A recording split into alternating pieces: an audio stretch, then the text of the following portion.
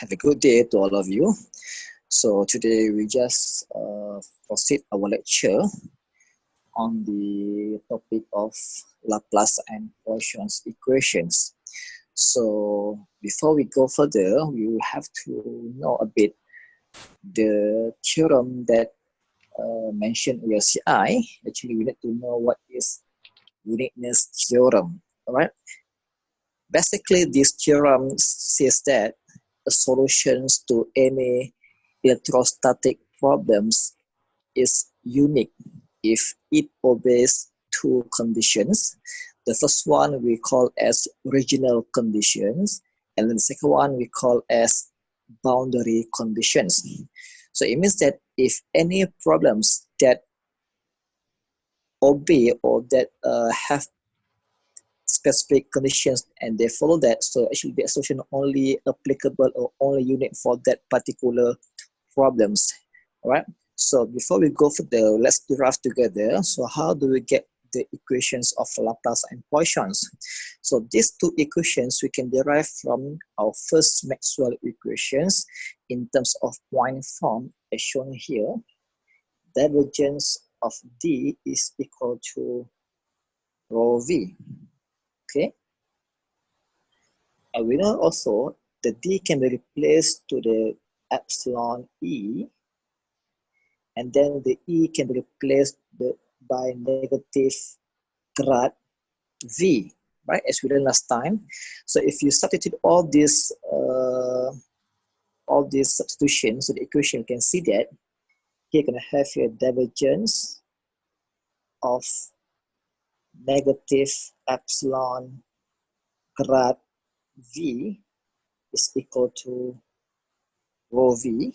So the epsilon actually is constant, you can put down there, and here you're going to have a divergence of grad V is equal to negative rho V over epsilon. So these two del operator will have del V or del squared V. Here become del squared V equal to negative rho V over epsilon. So these guys, this equation, we name it as Poisson equations. Right? P-O-I-S-S-O-N's equations. So this case, actually a case that we consider there is a charge within the medium, right? So if any case, if you see that any problems that given to you is mentioned there, there is a charge within the medium, so we have to use the Poisson's equations. For the case of the medium or material that has no charge, it means that a free charge medium, for case of free charge medium, whereby this case we know that there's no charge, so it becomes zero. So you can see that this equation will have this form, del squared V equal to 0. So this equation will have new name, and we name it as the Laplace equations. So only two equations we have to know under this topic. The first one, Poisson's equation, whereby there's a charge as shown here. And the second one, we have a Laplace, whereby this case we assume a free charge medium. All right, so to look at further, so let's do one example. If you see from your textbooks, statistical textbook, you can turn to page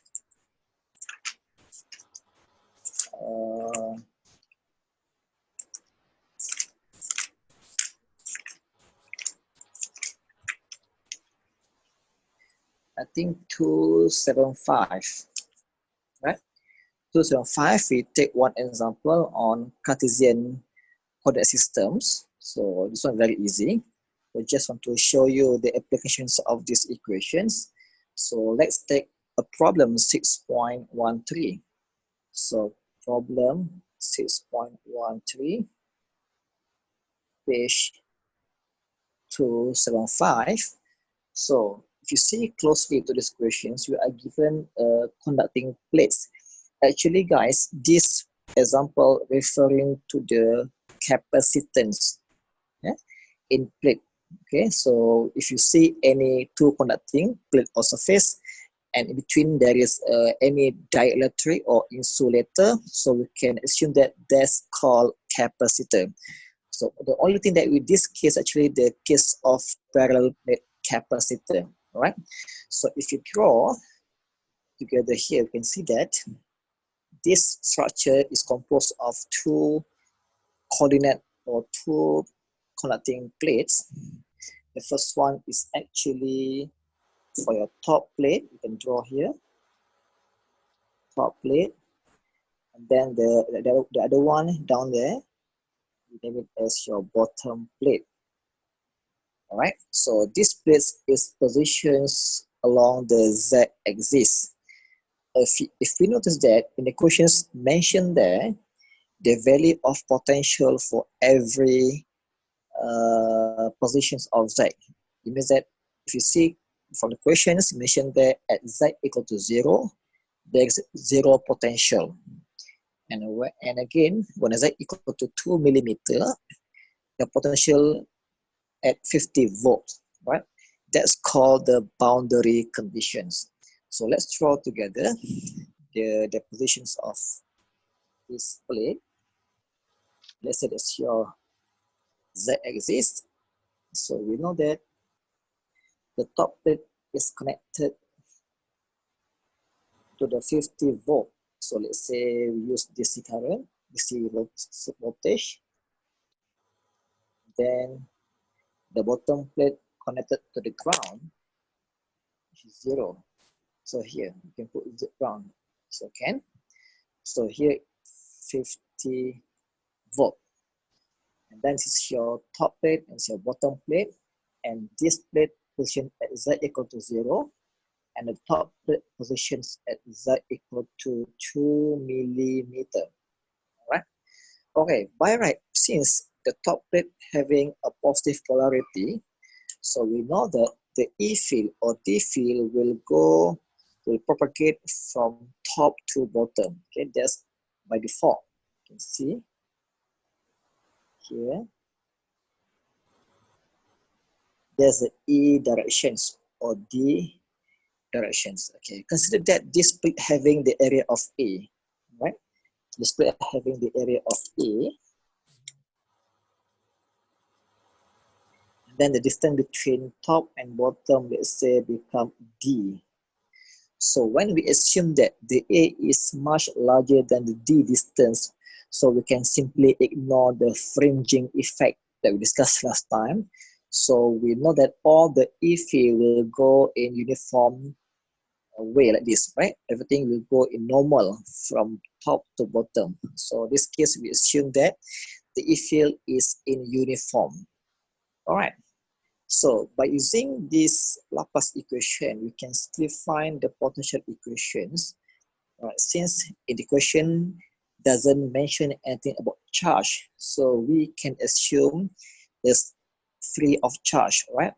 The structure is free of charge, whereby we know that the rho v is equal to 0. Then finally, we can have the equations of Laplace, actually del squared v equal to 0.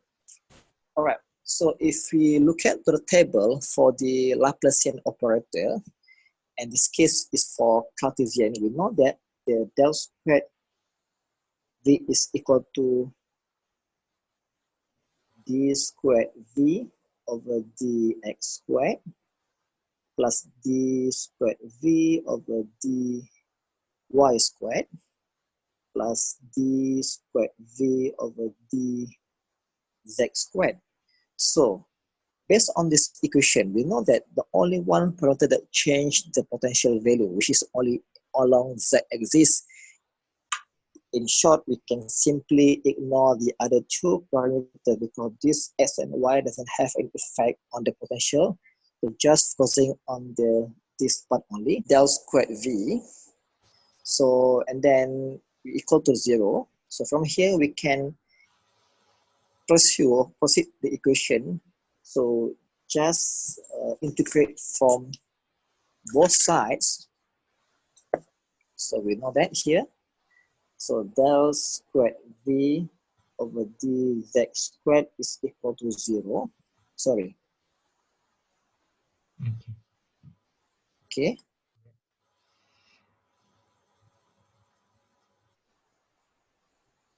Can you see? Yes. Okay. The left hand side integrate, we're gonna have first integrations, the output will become dv over dz. So and then the other side here. So after integration 0, we're gonna have one constant, let's say a.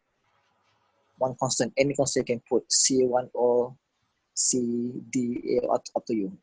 Right, and now we solve again with double integration for second part here, second integrations for both sides.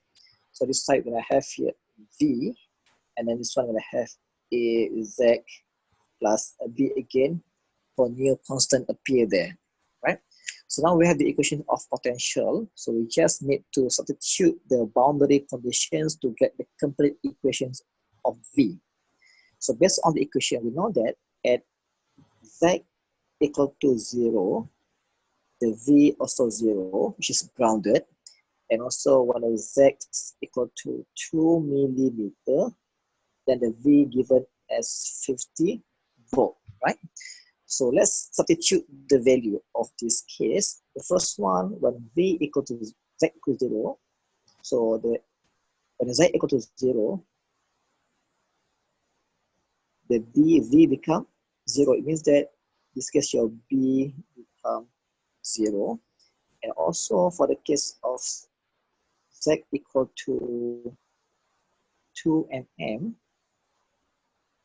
plus B, and the V become 50 volt. In this case, the V will now become 0, so the A you can get from here become 25 kilo, right? 25 kilo, isn't it?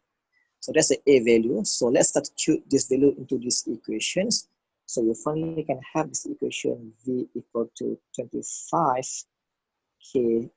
So that's your V equations or your potential equations, right? So now we have V already.